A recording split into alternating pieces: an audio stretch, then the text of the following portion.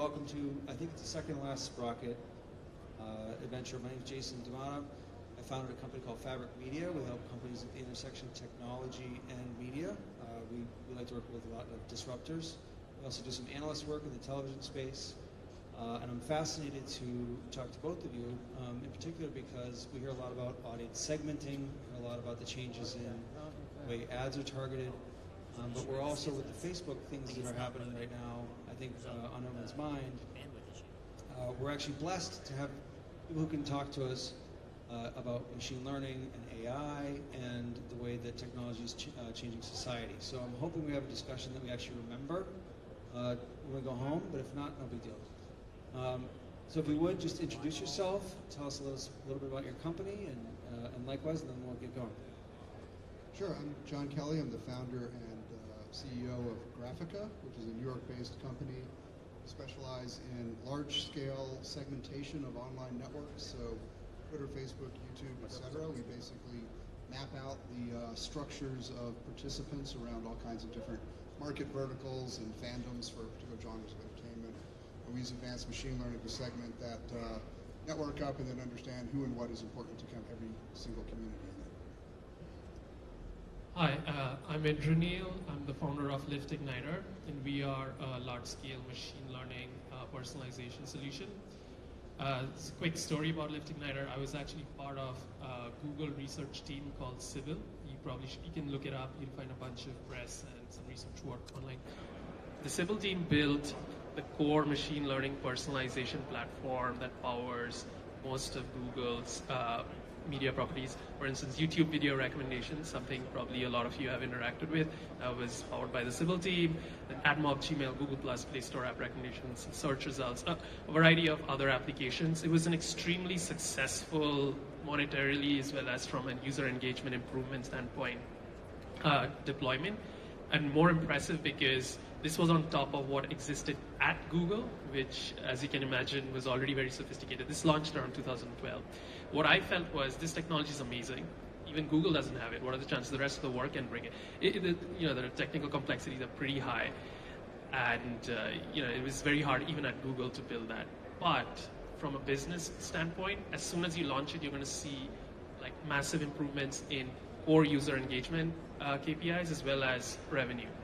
I felt like this technology had to be made available to the rest of the world. This is not a priority for Google, and so with their blessing, I actually founded LiftIgniter to bring this to the rest of the world. We deployed on mostly media companies, a lot of e-commerce companies.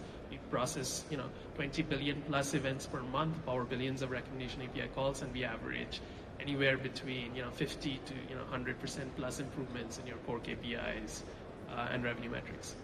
So just show of hands, how many people understood what these guys do? Great. Just want to get a gauge on, because we start to get technical. We guys get deep right away. Just to dumb it down, as I would explain it to somebody like myself, you're helping brands, you're helping agencies, you're helping networks target consumers better. What are the big things that you find most challenging? Both of you, what's the biggest challenge in today's market? Because as data's proliferated and it's in the hands of a lot of different platforms, and it's highly competitive, and the agency structures and the brands are taking control. What are the biggest challenges for you at Graphica? I'd say our biggest challenge in working with customers in the brand space, agency space, is that it's really a conceptual challenge. So we have a technology that's very, very different for audience segmentation and measurement of the market using social data than pretty much anybody else has. So there's kind of an educational aspect in getting them to understand the way we understand the world, and we have a very different way of looking at the world. And we tend to encounter people who are trained in kind of the old way of slicing and dicing audiences using case attribute statistics and demographics and all these ways that have basically been around since the 1930s. And I like to say it's like you're trying to measure a human body, being society, by looking at the shadow it casts on the wall, the quantitative shadow, instead of having an MRI that actually lets you see the way that body's constructed. So we're using advanced machine learning and social network analytic techniques in order to understand the patterns of relationships evident across different social media platforms, which let us get that MRI of the body instead of just looking at the statistical shadow on the wall. So are you painting a holistic picture of the consumer on a one-to-one basis, or are you still building out personas and segments? We think of what we do as cybersocial geography. Let me unpack that a little bit. So we're not as much interested in individuals as we're interested in communities of interest and birds of a feather flocking together.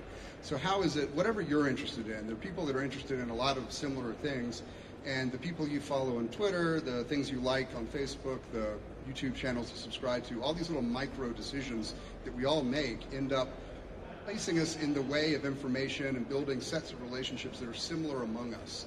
So there are communities that arise out of all this behavior, and we're interested in mapping out those communities. So it's not so much making a profile of you and doing a very almost Cambridge Analytica-y type sort of surveillance operation to understand you in a bunch of dimensions. It's more about trying to understand what are these communities of interest, these flocks of or schools of fish that are out there, and how do you target them as a group, which is a very different value proposition.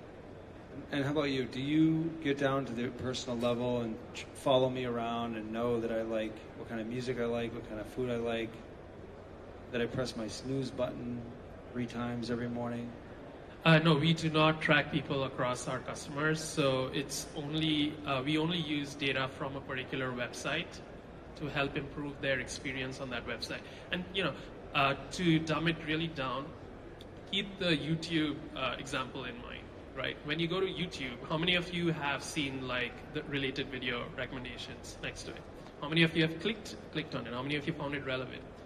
So the job of that portion of that website is show you related videos that you are actually not even related videos. Show you videos that you are likely to engage with next. It's like it need not be related. It need not make sense to anyone. But if it's interesting to you, then it's doing its job. If it's making you spend more time on YouTube, it's doing its job, and it's killing all the other video websites because you're going to spend a limited amount of time on social media or on the internet. All of that is going to YouTube, not on its competitors. So how much of this is affecting essentially social engineering, where what you do is actually having more of an effect in the market? Because no matter how subtle it is, you're driving people. You're using that instantaneous reflex that I know from owning my own experience. And even as I'm doing it, I'm hating the fact that I'm being tracked to see what I'm doing. And I still, in spite of my extremely high aversion to that, I'm still hitting it. Wait, so the question is? Well, so are they affecting social engineering through what they're doing, or are they just tracking? So are you affecting social engineering? Which social engineering is a big. Do you understand the question? Yeah, actually, it's a very important question, especially given the scale of impact something like YouTube has. Now, YouTube gets 3 billion page views per day. At Lift Igniter, we do not work with YouTube; it's a Google property, but we work with other sites which have that kind of scale. And yes, it's not just analyzing behavior, it's also acting based on all that data in real time. So it's actually looking at all your data up to that point in time and using that to pick the next piece of content. Does that bias people's behavior? Potentially. So you're saying what time of day it is, what's the temperature outside, those factors? How many factors go into that decision? Yeah, so how many of them are personal? Yeah, none of them are personal. Actually, we do not use any personally identifiable information. So it's just tagged, associated with the nameless first-party cookie. So only we use behavior on that site, and that too, it's what you've done, more than 30 days ago. It's actually not relevant for what you're going to do next. The biggest predictor of what you're going to do in the next 5 seconds is what you've done in the last 5 seconds, and maybe last 5 minutes. Not so we don't actually have to track information about you for more than a certain period of time. But during that time, what are we collecting? Your browsing behavior. What kind of things you view, what kind of things was displayed to you but you did not interact with. Your shifting moods with every single click, with every single page view. So, go ahead. I had two responses to the question. One was there actually is a whole lot, you're probably aware of, criticism of the way recommendation algorithms across the platforms are working, in that because they're optimizing for that viewer's eyeball time, they're leading people into more and more extremist bubbles of like-minded content, and they never get out of that. So there is a criticism out there from a lot of folks that the way that these things optimize is actually creating a worse society, having that effect. That's not related to what we do, but what we do is related to another aspect of the social engineering, which is that a lot of what happens online, even things that end up feeding these algorithms, are essentially a combination of robotic and other inorganic activities. So whether it's the Russian bots we all hear so much about, or commercial bots, a lot of the activity online is basically non-human, or is coordinated sets of humans. But and the humans still had to write the protocols that the machines are following. Yeah. So the deep-rooted psychological analysis that led to the program is really what my question is pointing at. But Yeah. we're getting a little deep. Yeah, no. Yeah. But all I'm trying to say is that so one of the things we do a lot of is detect what is organic or inorganic online. So we're very good at discovering these 10,000 accounts controlled by somebody that are either trying to move this hashtag or boost the views on this particular YouTube video. And so how do you do that? Like, how do you distinguish between organic or human and robot if, and I think this speaks to where you're going, which I think is a really interesting point, if the way that I speak to those who follow me on a social platform is by virtue of that platform already engineered.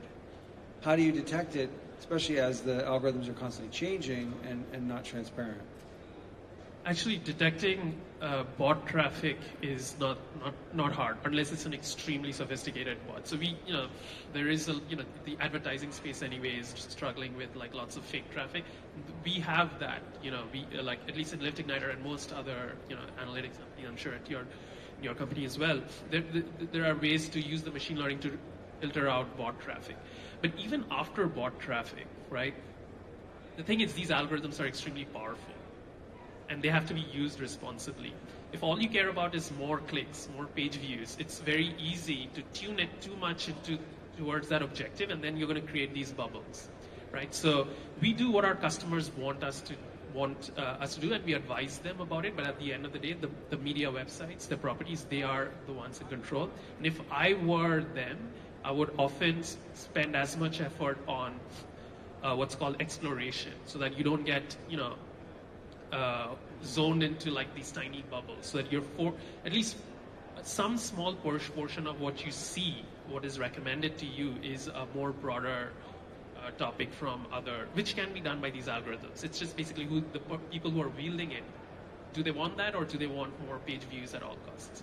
Yeah, I would agree. I'd just add a little bit more on the bot detection stuff, which is that we like to say there are 3 levels of sophistication in the way that online spaces are manipulated. The first level is your bots. So these are just automated accounts, and this is the stuff that's, there's a whole kind of practice of bot identification, which has gotten pretty good at detecting these things, because typically the behaviors are fairly simplistic. That's been around for a long time. The second generation, which was really state of the art about 4 or 5 years ago, and was largely what state actors have been using to manipulate things in crisis locations and countries with wars going on. This is how the kind of state propaganda worked about 4 or 5 years ago. Is you'd set up 10,000 accounts that you controlled, that actually their behavior and the profile was sculpted to look real enough that you couldn't easily tell.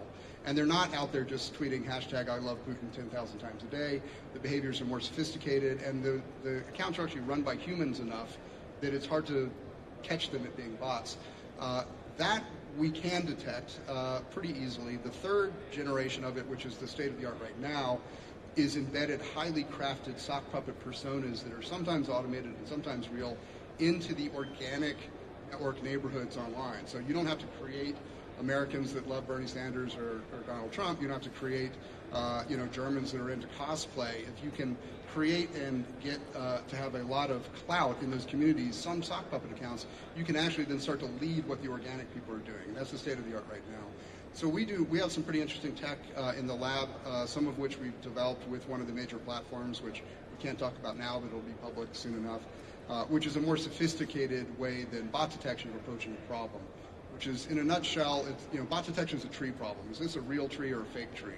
And we're interested in a forest solution, which is how do we tell whether these 20,000 accounts are behaving like 20,000 natural human beings or 10,000 natural human beings and 10,000 other accounts controlled by some smaller number of entities, which may have programmed them in a very sophisticated way to look human.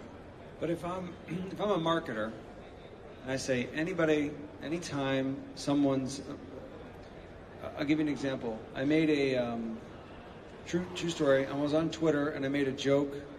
An unsavory joke about gambling, and instantly I got 12 followers from adult escort services. They were all magically following me. That was you? Offering me, and actually they weren't. They know me well enough to know dudes didn't follow me.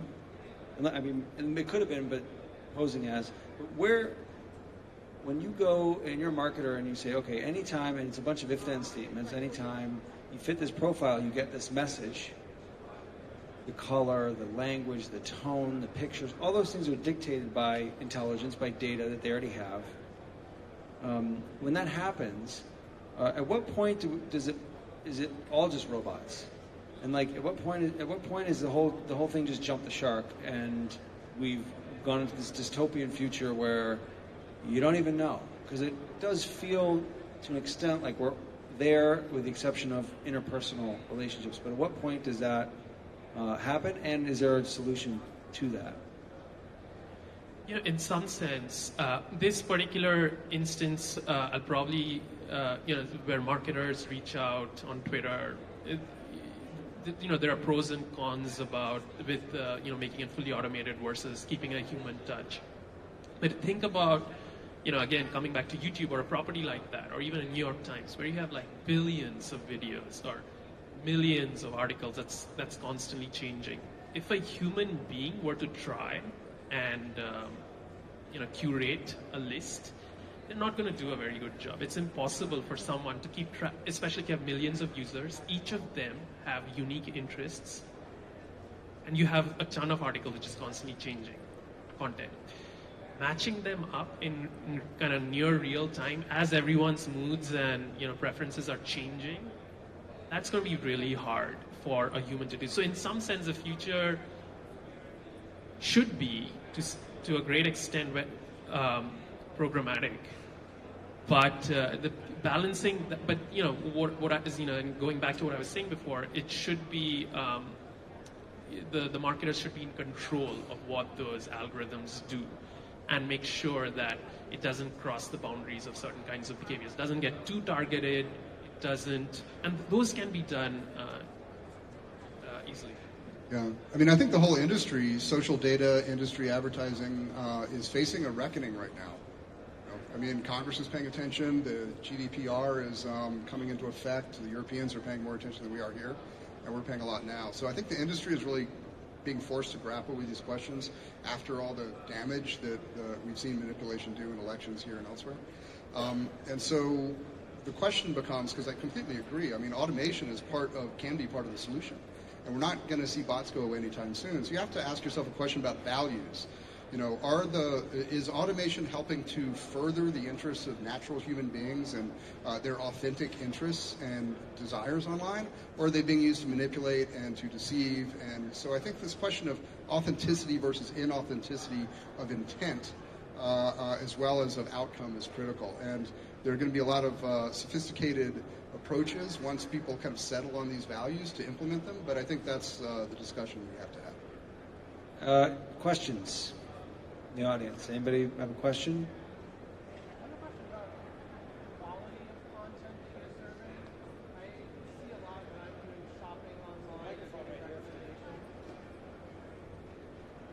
a lot when I'm shopping online. The quality of content. Yeah, you're interested in it. It's like a sci-fi movie. You get served up every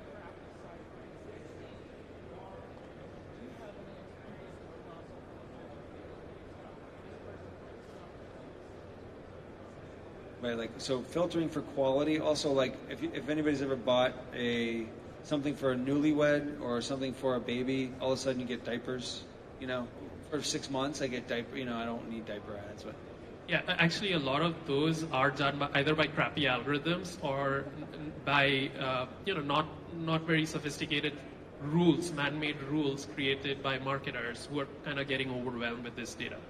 So the solution for that is either don't personalize at all, just show everyone a small hand-curated list of items which are all high quality but may not be relevant, or actually use really good algorithms.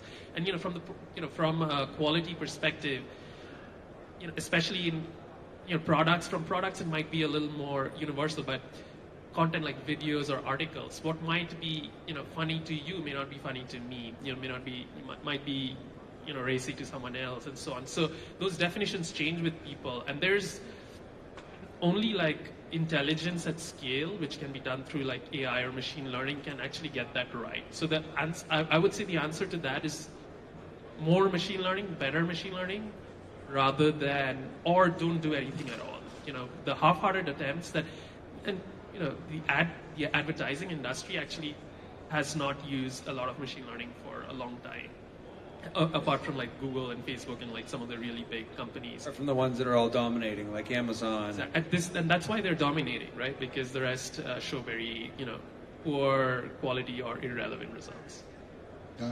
Our approach to that is not so much measuring attributes of the media, but we're mapping out this landscape of all the interconnected accounts, and we understand we might have in a network map around, say, fans of Star Wars, 75 individual microclusters that are specific as people into collectibles or people into cosplay or people into Lego Ninjago stuff. It gets really granular.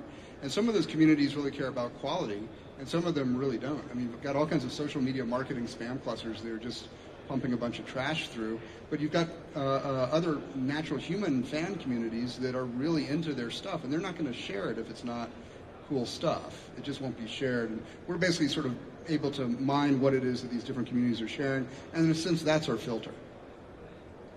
Questions? So how do you Let's get another question from someone who hasn't asked yet. Not to shut you down. Anybody? All right, go ahead. So just how do you monetize what you do? Yeah, where's the money?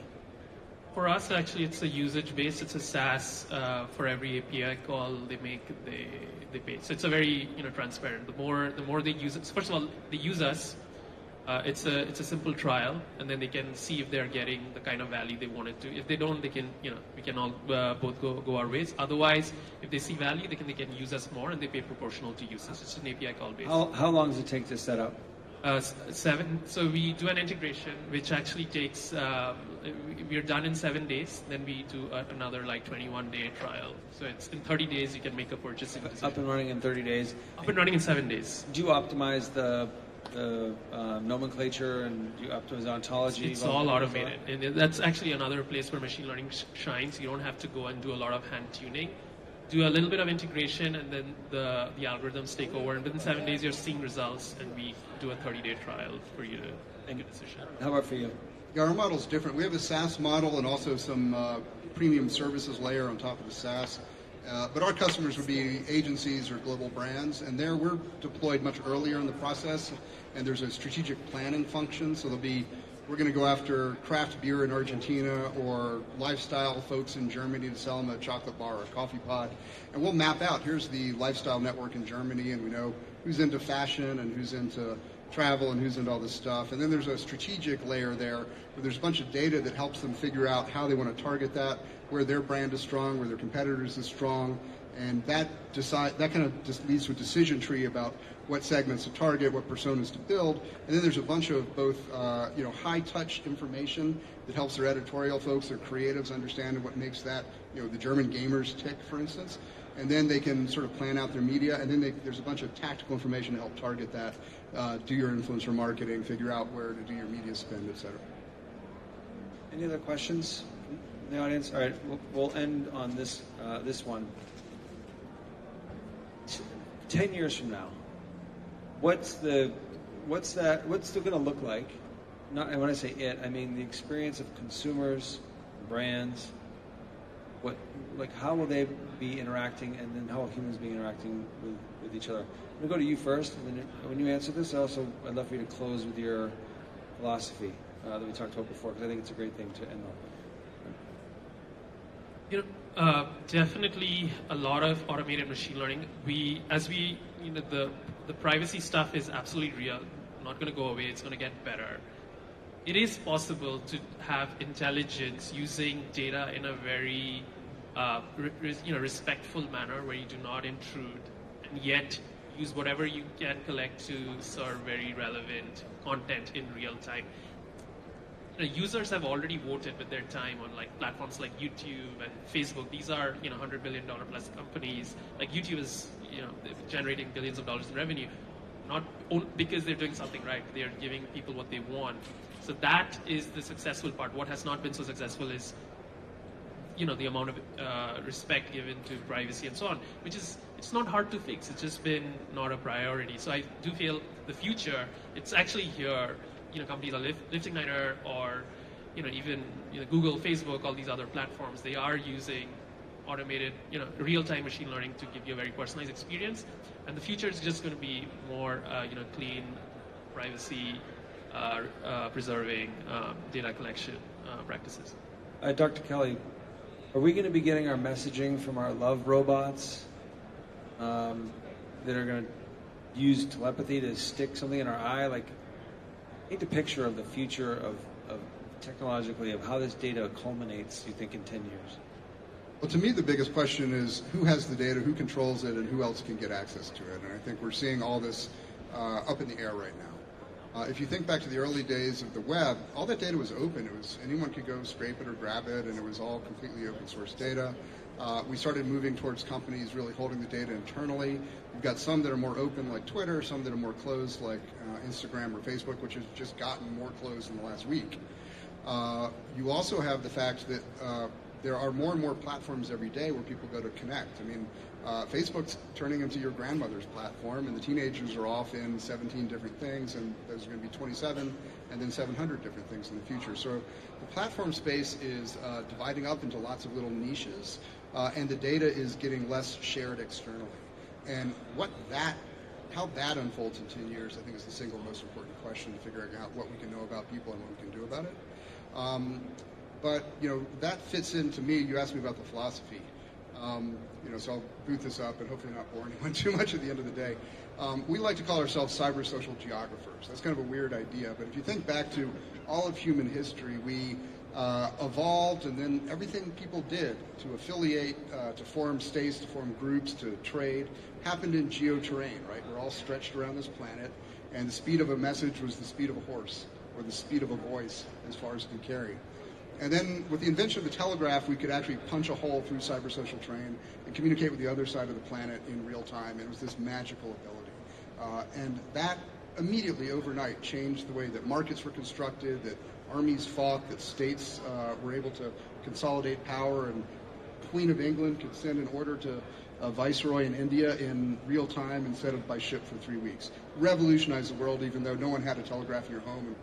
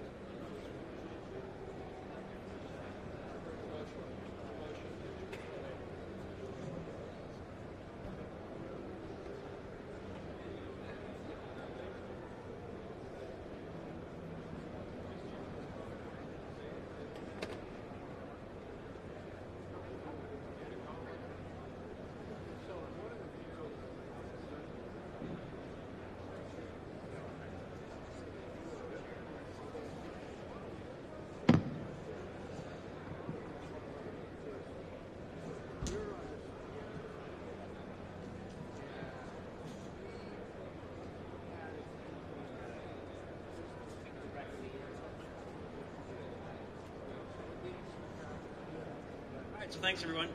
For our panel today, this is local and social, going from quantity to quality. So my name is Andy Feinberg. I work with Wild Milk. I'm the Director of Customer Integrations. So with a startup, we wear a lot of hats. So everything from doing pre-sales to learning what clients' workflows are and then establishing or integrating our tools into those workflows. So we deal a lot with publishers who are creating content and then publishing that into show flow. On our panel today, apologies, I'm using my notes here, first time moderator, do have with us today Alyssa Defoe. She is the Chief Operating Officer for Social News Desk.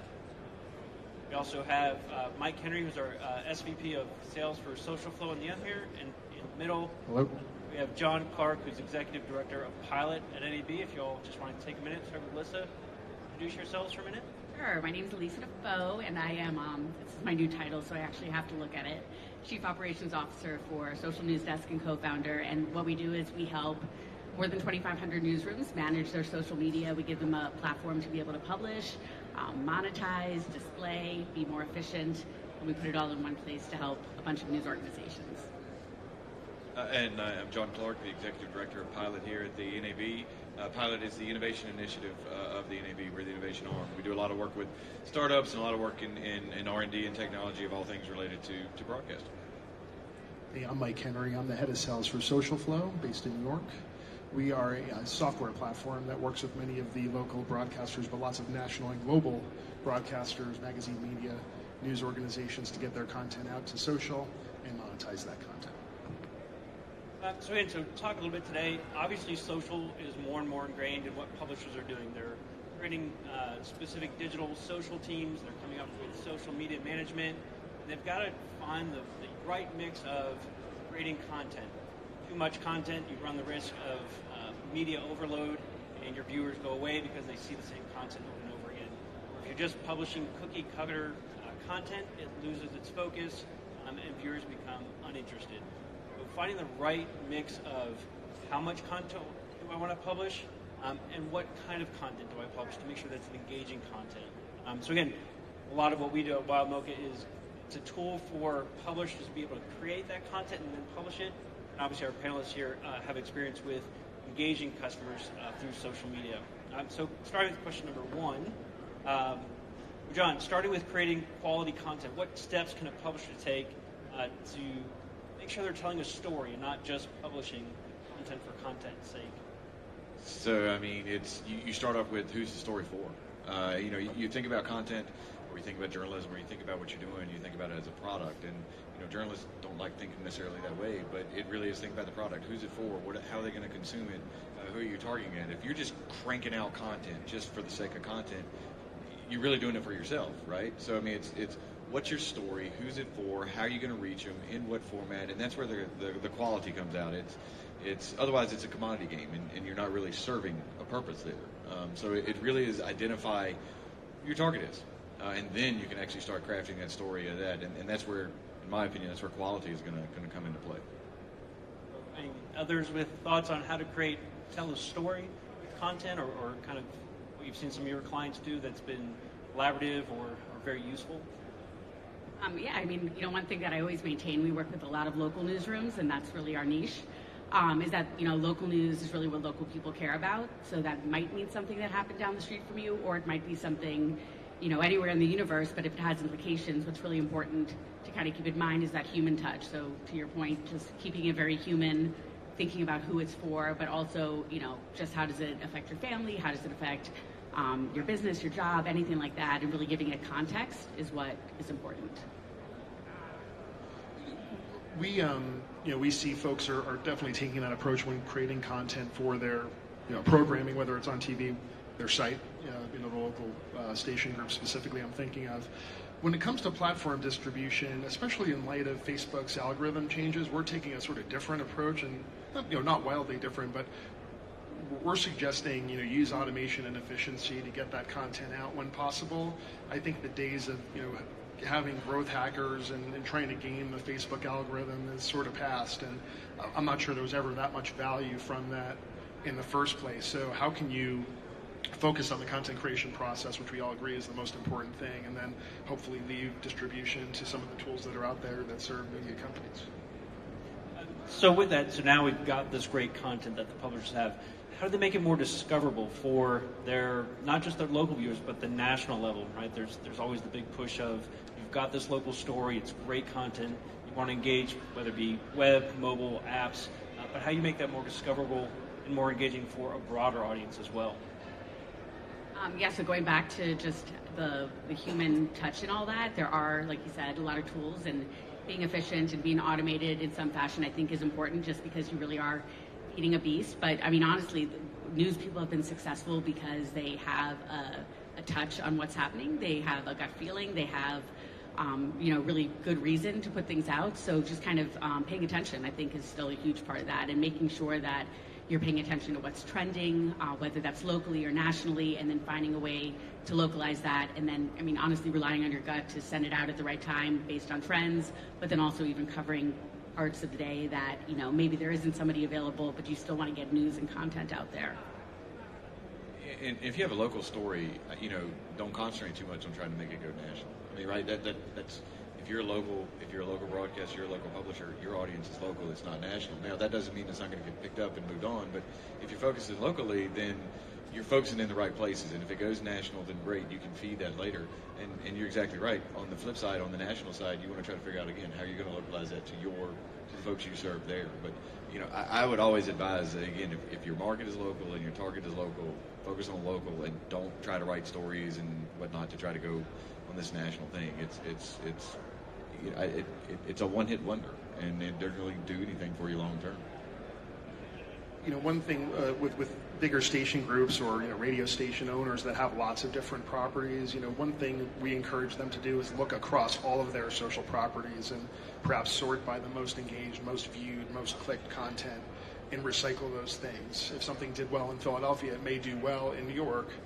Of course, if it's about a really local Philadelphia story, it won't, and that's where I think the human element's there. You can sort by the most engaged content and then make an editorial decision whether that is appropriate for some other markets, all other markets, that sort of thing. And that also, again, back to the Facebook algorithm changes, not to focus only on Facebook, because there are other platforms out there, right? But they're rewarding engagement, with the changes they made. So that's that's one of the themes of this. What can people be actually doing rather than throwing their arms in the air and complaining and feeling victimized? That's something you absolutely can do through the tools that are out there.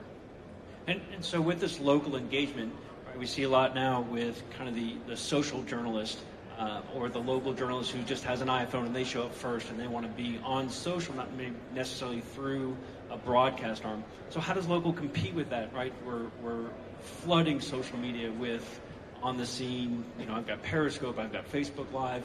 So how is the local broadcaster now competing with the viewer's acceptance of what's quality content versus just quantity content? I can see all these feeds here on my phone. Which one do I want to go look at? What's the level of quality that the local broadcaster should consider to make sure that's what the viewers are going to look at, and not just because they have this quantity of views they can go look at? Yeah, I think, when you talk about Facebook Live and Periscope, it's so easy to go live. So newsrooms tend to just go live whenever they can. But I think that, to your point, really focusing on quality, like saying maybe we don't go live 10 times a day because we can, but instead what's meaningful and what will look good and what is a good story to tell in this fashion is important. I mean, I think that breaking news will always reign. So if you see an alert come through because something is breaking, it's happening now and it's important, and it's not like a car accident, then people are going to be more apt to click on it and watch it. So really just as newsrooms always have, making editorial decisions that make sense and are meaningful to their audience, so that it's not just white noise and you're not bypassing every single alert that comes through. And honestly, just having strategy and saying, like, this isn't our strategy today, but this is our long-term strategy. What are we trying to accomplish with Facebook Live, with Periscope? Where are we trying to get them? Where are we making our money? It's a business at the end of the day, but it's also journalists care about telling stories and really affecting people that they are reaching out to. Completely agree. Strategy. If you have a strategy and stick to it, and again, it's back to that target audience, the rest will take care of itself. And it's always to check yourself, right? I mean, to make sure, okay, we're doing it right, we're making these decisions. If you're going to make sure that you're going to be live on the big news, then great, that's where you're going to be live, but you're not going to be live on everything. Again, it's just back to that strategy and back to the brand and your mission of what people come to expect of you. And the whole idea of kind of letting all of your reporters loose in the field with access to a Facebook property or Twitter property and sort of broadcasting at their whim. You kind of wonder, especially we're here in a big broadcast conference, lots of professional gear here available to interface with the Facebook Live API. Should that be done from the newsrooms, right, in the same way that the TV broadcast happens? It's an interesting debate, right? Of course, if you're first on the scene and you're trying to break a story, well, that might be an opportunity, but just sort of, we're seeing people integrating the Facebook Live type integration into their studio workflows. Yeah, and I think the good thing about social too is there are very clear social cues. Like if nobody watches and nobody likes it, then that's a pretty good indication that it's not working. So the feedback and the information is there for you immediately. And so you mentioned strategy. So a lot of strategy isn't just what the content is, but what's my overall marketing strategy as well. So obviously monetization drives a lot of content too, and there's revenue that helps drive the station. Obviously your digital team wants to be funded and supported.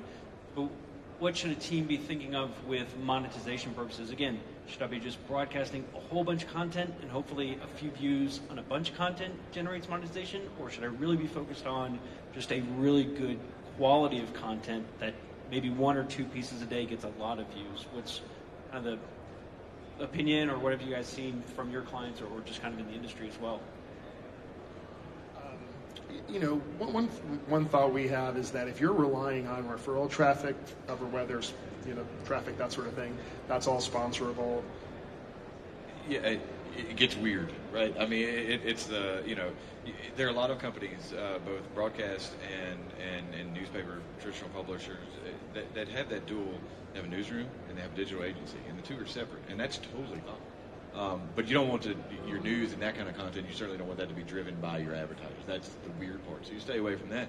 But it also goes back to who you are and who your brand is. There are some brands, some stations that are okay putting, sponsorships over weather in certain ways. There are some that are not. And you know what? That's totally fine. That's up to the advertiser, up to the station.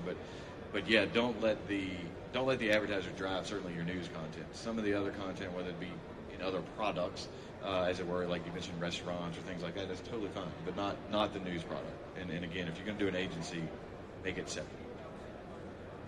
And so thinking too about your weather and local news and local politics, so this will become a big issue with midterm elections. Certainly want to, like you mentioned before, keep the national view in mind, but stay focused on local. But what are some things that, again, if there's a tornado in town, that potentially could be picked up by a national. So should this be part of the strategy for digital, different than broadcast? Right? As I cover this story, be thinking, yes, I want to cover this locally and broadcast-wise, but from a digital perspective, does this have the potential to go more national? And how I cover that should be considered as part of a digital strategy, a little bit different. I'm going to go back to what I said before. No. I mean, if there's a tornado, if you're a station and there's a tornado, I mean, I'm in Raleigh, North Carolina, right? If there's a tornado, I've been in this situation at WRL, right? A tornado hits Raleigh. I really don't care about anybody but the people that are living in Raleigh. I mean, hands down. And it doesn't matter. And yeah, so, you get the networks and they want to come in and like, we're getting more stuff. It's like, yeah, that's fine, but Raleigh is where I'm at. So, and again, weather's kind of an extreme thing. The political question gets really interesting because some of the very local political races are going to become national stories. But even still, local's where it's at. If that's who you are, then stick to that audience. I don't know. I feel like a broken record, but I would stick to the audience, stick to local. Yeah, I think that's what makes local news special is that in that moment when there is something like a tornado or hurricane coverage or a missing child or just something that really affects and touches the community, nobody cares about anything except fixing that problem and keeping people safe. And I mean, really, that's what's at the heart of local news, because I kind of get the goosebumps talking about that, because you just have that moment where you're in a newsroom and you're like, no, I have one job, and my job is to get information out to keep people safe. And really, it's kind of a noble thing, as much as people might argue about local news. It really is kind of a noble thing because you have normal people in your community who want to help the rest of the community, and that's important. I'd actually give you an example about that. If you go to the Pilot site, we do these innovation stories. Sorry, shameless plug, but it's a great story. And we've just released one about Scripps. And it was the Scripps TV stations in Florida with the hurricanes approaching. And if you want to know what it's like to be a station covering a local hurricane, you should watch that story, because they actually went national, not to cover national, but they went national to keep the station on the air. And so they would move all this stuff and data back and forth between like Detroit and Fort Myers, because they were not going to leave Fort Myers. So it gets that goosebumps. Right. I mean, it's like, this is where it's at. So it's, they went national to make sure that they could continue doing what they were doing locally, which I thought was fascinating, and it's a wonderful story. But it is back to being there when people need you the most. But certainly with that local aspect, your local reporters, your news reporters, your traffic reporters, they're going to have their little quirks and little things that make them local, right? And so, as we talked a little bit about the Facebook and their algorithms and news content, should stations' local content even worry about what Facebook is doing, what Twitter is doing, what the latest trends seem to be, or should they just be putting out quality content? Don't throw out a whole bunch of content, but quality first. Oh, my name is Trevor Mengel. I'm the Chief Business Officer at Stage 10. We help local news organizations and I started pitching there, cut me off. We help local news publishers create higher quality broadcast content for social media in particular. We work with a few station groups. We work with the NBC station group. They seem to be leveraging automation, optimization, removing, it's nighttime in New York right now for News 4 New York. There's no reason to have a team of social people working overnight trying to schedule tweets and figure out what to publish. By using technology, putting minimums, maximums, intervals in, you can get your content out there in a fairly automated way. Of course, during business hours, if you can have the dashboards open and be making decisions. You don't have to give it all up to the robots, but automation efficiency, I think, is something that we're seeing those guys do well. Cox Media Group does it well. iHeart, in terms of radio stations, does it quite well. Those are some of the folks that we work with. Yeah, actual content. I think that I'm just thinking, I follow like every single news station in the country. So I tend to click a lot on like WXIN and Indianapolis. I think they have great content. WPLG in Miami does a great job with rich, clickable content. Gosh, this is like a high-pressure question. My Fox New York, they were our first client back in the day, and I still love reading their content. They go live a lot in New York, which for some reason to me is more interesting than live perhaps everywhere else. And I don't live there or anything, so I think that there's a huge mix. I think that a lot of the bigger newspapers do a great job because they're incredible storytellers, and they just kind of like have it figured out. So not every newspaper does great with content, but some of the bigger ones like Dallas Morning News does a great job, I think. Yeah, and I don't know that I can give you like one specific example, like do that and it will work for everybody. It's different. I think about Scripps does a lot actually in live. I mean, they do a lot of live stuff, which I think is good. Broadcasters in general do really well on social. Actually, they do really well with video on social. And I mean, let's think about it. It's what broadcasters do. We're really good at going live. We're really good at having that conversation. Social media makes a lot of sense, especially when you compare it to newspapers, although there are a ton of newspapers that are doing some really interesting stuff. So it's, I don't necessarily know that I can give you one specific example that like, this is perfect. This is, it's great. You should do it this way. I wish I could. Yeah, super off topic, because we've been talking so much about Facebook, but the one news organization that I kind of like jump on every day on Instagram is This News Now. I just think they do a great job of figuring out like the story of the day and telling it in a really quirky way. And you can tell it's produced. So they sit down and somebody just takes care of an Instagram story that's simple. It's well told, but every day I'm like, what's the story? I want to know. And they're doing it very specific to the platform. And that's a key element. And you can tell it. I mean, you can tell it, but they're not worried about other stuff as well. But it is quite good. And I can say from a technology standpoint, because what we do is enable with our tools at WildMilk for them to publish that content, is we're seeing a lot of, yes, there's a level of automation, and we have clients international, all the way from France to Australia and in the US. They do want to be able to automate certain scripted segments of, here's our news for weather and local breaking news as opposed to national breaking news and so forth. But we're also seeing an uptick in the need or the desire to publish live streams that's not on broadcast. So I've got a lot of this ad hoc or kind of other content coming in. They want to publish that stuff live because that's generating a lot of additional content and views because it's not what everybody else is seeing on the breaking news and that type of news cycle type stuff as well. Any other questions from the audience? Hi, my name is Joe Hansel, and first of all, thanks for giving us all this great quality info. You guys must be hungry and stuff like that, but I can't help but notice you talked about weather a lot. I'm one of those broadcast Mets that works at a private company over in Minneapolis, and just a couple of quick things I was curious about. Have you noticed any weather posts in particular on Facebook or social media, whatever, that performs really well with people online? And also, if you have any opinions on what's like the most efficient way to make money on social? Sorry if that's a loaded question. I'll let them answer that one. Weather, I think when there is uncertain weather. And by that I mean if it's 70 degrees and sunny every day, it's hard to make that interesting. If it's 32 degrees, or maybe it's going to be 30 degrees, maybe it's going to be 34 degrees, like it's really interesting to watch that, and watching meteorologists take to social and actually interacting with people and taking heat from people when they get it right or get it wrong, and having that back and forth.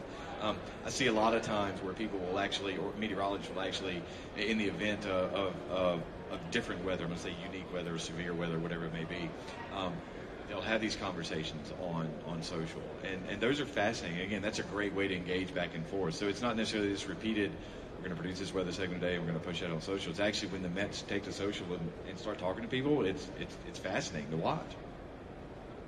Yeah, so actually, you mentioned WFA in Dallas, which is where I'm from. So Pete Delkus has become a personality, and they turned him into, he would respond on Twitter and somewhat sarcastic, but people love it. And they turned it into a hashtag. Thanks, Delkus, right? And so they engaged personality-wise and as not just the weather, but as a really thought-out plan with using hashtags and personality and then the weather. But I tell you what, when it comes on air, he is all business. And everybody knows it, and that's why they're watching, and then they want to see if he responds to their tweets. I've even tweeted it myself. So, that becomes engaging, making your weather a personality and not just a presentation. Yeah, I can actually combine weather and monetization, but I was going to mention that our platform actually is the back end of the weather company. So essentially 85% of TV stations that are pushing out social weather content or pulling it in are actually doing it through us. So we've been in the weather game for a long time. But that's like the 7-day forecast or pulling in, a cool tornado picture or whatever it might be. And I think exactly what you said, it's still the personality part of that that's so important. And then additionally, I've seen some stations have a lot of success with doing something very consistently in terms of weather, like posting the same 15-second video every day. Specifically, Fox 5 in Atlanta has this like little video where one of their meteorologists steps outside, they look up at the sky, or they hold an umbrella, or they do something that's some sort of like visual weather cue. They flash up the high, they flash the low, and then they have their sponsorship slate in there. So it's all by Facebook's rules, but it's consistent. They sell it for a year in advance. Weather is something you can count on. So they've done both, where they're combining both personalities, something consistent with weather, and then also a way to make money. One last point on the monetization piece. We're seeing advertisers become more sophisticated about this, and the Tri-State Honda dealer in New York, the group of franchises there, when they buy an advertising deal, they want to reach people in New York, New Jersey, Connecticut that are adults that perhaps own a house or make a certain amount of money. So, trying to do that organically is not super valuable. But just sort of saying, hey, this is going to be a paid unit on Facebook, Twitter, and Instagram, and we're going to guarantee some number of impressions or video views across a period of time, a month, maybe multiple months, and sort of providing a real product that has targeting in there, and not just trying to do it on organic posts, taking the weather posts and converting them into paid units that only exist in the news feeds of people that the Honda dealer in this case wants to sponsor. That's a pretty good approach that we're seeing folks have success with. We did run out of time. We ran over a little bit, but I want to thank everybody on the panel. That's been fantastic. Hopefully everybody's learned quite a bit today, as well as myself. So thank you very much.